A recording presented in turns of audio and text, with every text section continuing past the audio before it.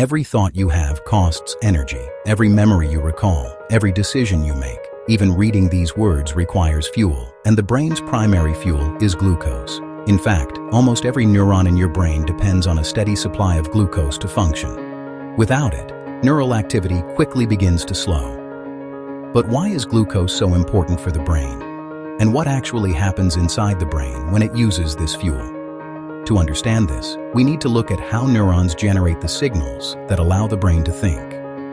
Because thinking is not just abstract, it is a physical process happening inside billions of cells. Each neuron in the brain communicates using electrical impulses. These impulses travel along the neuron's membrane and transmit signals to other neurons. But generating these signals requires a constant flow of charged particles known as ions. Sodium ions, potassium ions, calcium ions. These ions move in and out of neurons through specialized channels. This movement creates the electrical signals that carry information through the brain. But here's where it gets interesting. Maintaining these electrical signals requires enormous energy. Neurons must constantly pump ions across their membranes to maintain a stable electrical state. This process is performed by microscopic molecular machines called sodium-potassium pumps. These pumps work continuously to restore the balance of ions after each neural signal, and they require energy in the form of ATP. ATP is the primary energy molecule used by cells, but ATP does not appear on its own. Cells must produce it through metabolism, and the brain relies heavily on glucose to generate ATP.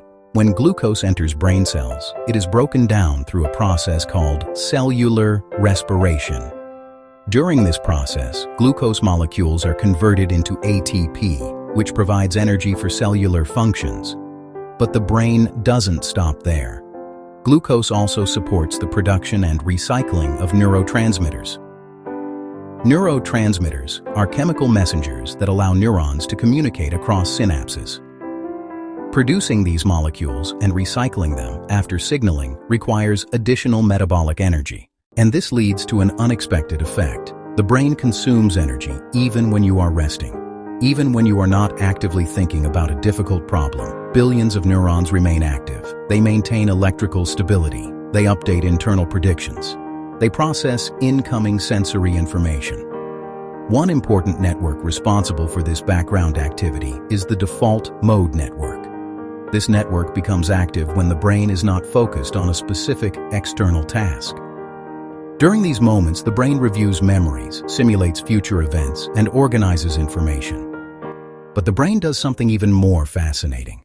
Because it depends so heavily on glucose, it has evolved specialized systems to ensure a constant energy supply. Glucose travels through the bloodstream and enters the brain through a protective interface known as the blood-brain barrier. This barrier carefully regulates which molecules can enter brain tissue. Specialized transport proteins move glucose from the blood into brain cells. Once inside neurons, glucose is rapidly converted into ATP to support neural signaling. But the brain cannot store large amounts of glucose. This means the brain depends on a continuous supply of fuel from the bloodstream. If glucose levels drop too low, neural activity can become impaired. Attention weakens. Reaction times slow. Cognitive performance may decline. From an evolutionary perspective, this system makes sense. The brain requires a steady flow of energy to coordinate perception, memory, movement, and decision-making, and glucose provides a fast and reliable source of fuel. But once you understand this process, something fascinating becomes clear. Thinking is not just mental, it is metabolic. Every idea, every memory, every decision depends on the energy systems inside your cells. Your brain is constantly converting fuel into thought. By the way, if you're interested in understanding how the brain and body actually work, this channel explores the science behind those systems. Many aspects of human cognition become clearer when we examine the biology behind them. And the brain's use of glucose is one of the most fundamental examples.